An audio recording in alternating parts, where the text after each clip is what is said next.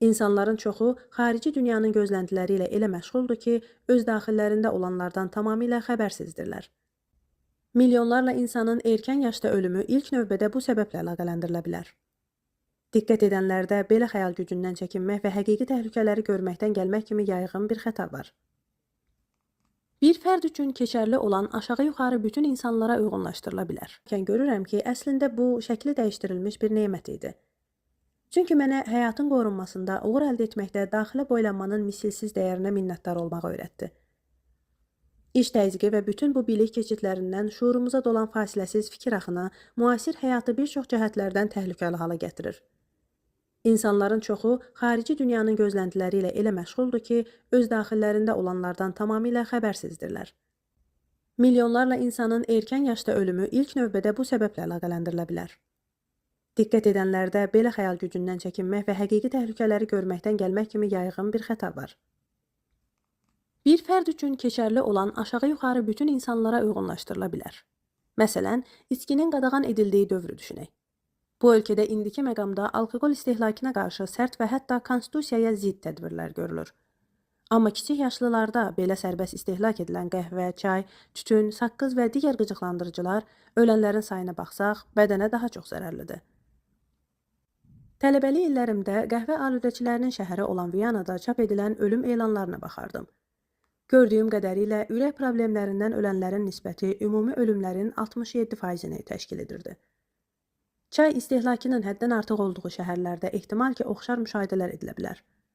Bu ləzzətli içkilər beyindəki sinirləri əvvəlcə şiddətlə qıcıqlandırır, daha sonra isə mərhələli olaraq məhv edir. Həmçinin, arteriyadakı qan dövranına ciddi bir şəkildə təsir edir.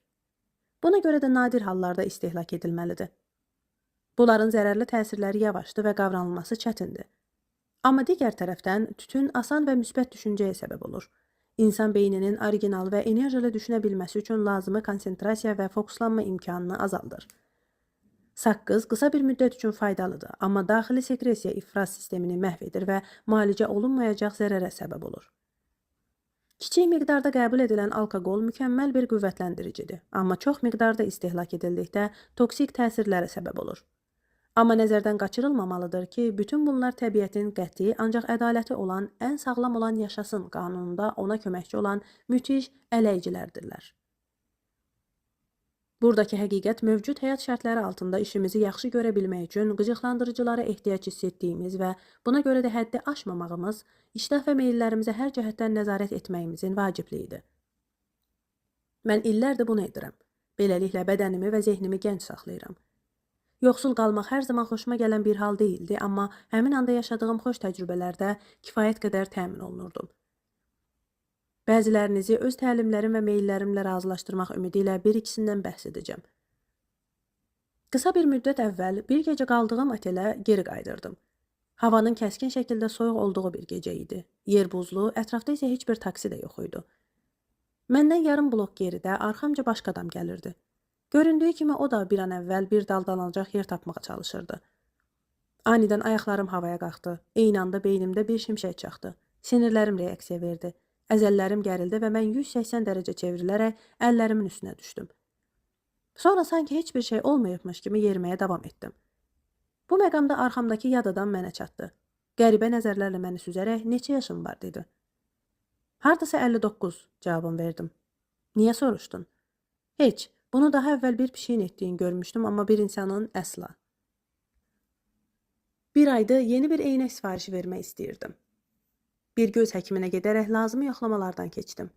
Kifayət qədər uzaq bir məsafədən ən kiçik hərfləri belə asanlıqla oxuduğumu görüncə mənə böyük bir çaşqınlıqla baxdı. Bir də ona 60 yaşımı keçmiş olduğumu dediyim vaxt çaşqınlıqdan nəfəsi kəsildi. Yoldaşlarım tez-tez kostyumlarımın əynimə bir əlcək kimi oturduğunu deyərdilər. Amma bilmədikləri bir şey vardı. Paltarlarım təqribən 35 il əvvəl götürülmüş və bugünədək heç dəyişilməmiş ölçülərə görə hazırlanır. Bu müddət ərzində çəkimdə bir dəyişiklik olmadı. Mövzu ilə əlaqədar gülməli bir hekayə danışım. 1885-ci ilin qışında bir axşam cənab Edison işıq şirkətinin rəhbəri Edward Johnson, əməliyyat müdürü cənab Barçeller və mən şirkətin ofislərinin yerləşdiyi 5-ci prospekt nömrə 65-in qarşısında kiçik bir yerə girdik. Kiminsə ağlına bir-birimizin çəkilərini təxmin etmək fikri gəldi və mən bir qapana çıxmağa təşviq edildim. Edison məni başdan aşağı yoxladı və Tesla 69 kilo ağırlığındadır, dedi. Onun təxmini tam dəqiqliklə doğruydu. Çılpaq 64 kilo idim və kilom hələ də eynidir. Cənab Johnsondan pıçıltı ilə soruşdum. Edison kilomu necə bu qədər doğru təxmin edə bildi? Bilirsən, dedi, səsini qısaraq. Sənə sirr olaraq deyəcəm, ancaq heç bir şey deməməlisən. O illərlə Chicagoda bir qəssabxanada işləyib. Hər gün minlərlə donuz çəkib. Bax buna görə. Yoldaşım çox istedadlı Chauncey Defoe orijinal lətifələrindən bir dənəsinin doladığı bir İngilis haqqında danışırdı. Bir gücə sahib idi və sanki hidranın başları kimi çoxalırdı.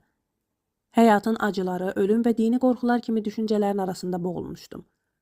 Batil inancların təsiri altında idim. Şeytan, ruhlar, əcinnələr və qaranlığın digər dinsiz iyrəncliklərindən qorxaraq yaşayırdım. Sonra anidən var olmağımın bütün tərəflərini dəyişdirən böyük bir dəyişiklik oldu. Kitabları hər şeydən çox sevirdim və atamın böyük bir kitabxanası var idi. Nə vaxt fürsət tapsam, oxumağa olan bu ehtirasımı təmin etməyə çalışırdım.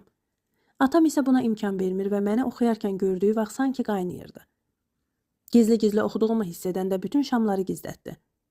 Gözlərimi zəiflətməyimi istəmirdi, amma mən şam yağını tapıb, fitil düzəldib, tənəkə qutuları qəlib kimi istifadə edib, şam düzəldir və hər gecə işıq sızmasın deyə açar dəliyini çatlaqları qapadaraq oxumağa davam edirdim. Çox vaxt bu vəziyyətdən yeri sökülənədək hər kəs yatarkən anamın səhər tezdən qalxaraq ağır iş gününə başlamasına qədər davam edirdi. Bir dəfə Abafi, Abanın oğlu adlı bir kitaba məşhur Macar yazıcısı Josika'nın serbcəyə tərcümə edilmiş romanına rast gəldim. Bu kitab pasiv olan iradə gücümü oyandırdı və mən iradəyə nəzarət alışdırmalar etməyə başladım. Yeni başlayarkən qərarlılığım aprel ayında yağan qar kimi dərhal yox olurdu. Amma qısa müddət ərzində zəif tərəflərimi ələ aldım və daha əvvəl heç vaxt hiss etmədiyim bir həzzi hiss etdim. İstədiyimi etməyi. Müəyyən vaxt ərzində bu güclü zehni məşq mənim üçün vərdiş halını aldı. Əvvəllər arzularım sönük idi, amma mərhələli olaraq arzu ilə arzunu gerçəkləşdirmək üçün lazımı iradə yeniləşdi. İllərlə davam edən bu intizam təcrübəsindən sonra özümə nəzarət etməkdə elə ixtisaslaşdım ki, bəzi güclü insanları məhv edən ehtiraslar mənim üçün sanki oyuncaq kimi oldu. Bir ara anamı və atamı olduqca narahat edən bir şəkildə qumar alüdəçiliyinə tutuldum. Bir kağız oyununa oturmaq mənim üçün zövqün cövhəri idi. Nümunə götürülməli bir həyatı olan atam, özümü batırdığım bu mənasız vaxt və politikisinə göz yuma bilməzdi. Güclü bir əzmim vardı, ancaq fəlsəfəm pis idi. Ona belə deyirdim. İstədiyim vaxt tərk edə bilərəm, amma cənnətin zövqlərini satın ala bildiyim bir şeyi tərk etməyə dəyərmi?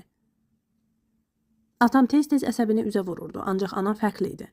O insanların xarakterini anlayırdı və bilirdi ki, bir adamın xilası ancaq öz cəhdi ilə gerçəkləşə bilər. Xatırlayıram, bir dəfə axşamüstü bütün pulumu uduzmuşdum və dəli kimi qumar oynamaq istəyirdim. Anam əlində bir rulon pul ilə gəldi və get əylən. Sahib olduğumuz hər şeyi nə qədər tez uduzsan, o qədər yaxşı olar. Bir gün bunu bacaracağını bilirəm, dedi. Haqlıydı. Ehtirasımı o anda dərhal orada yendim.